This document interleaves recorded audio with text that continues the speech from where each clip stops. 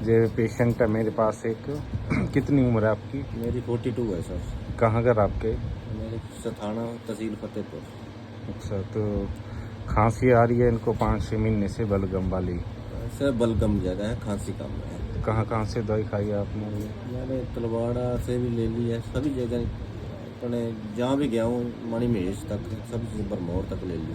X ray वगैरह कराया आपने? एक्सरे भी करवाया है, उसमें कुछ नहीं है। कुछ नहीं आया?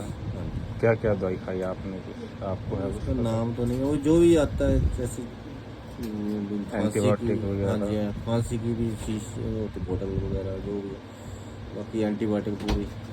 रेगुलर खाई? हाँ जी। छींकें तो नहीं आती हैं? नहीं, एलर्जी वगैरह तो नहीं होती है आपको? वो कुछ नहीं।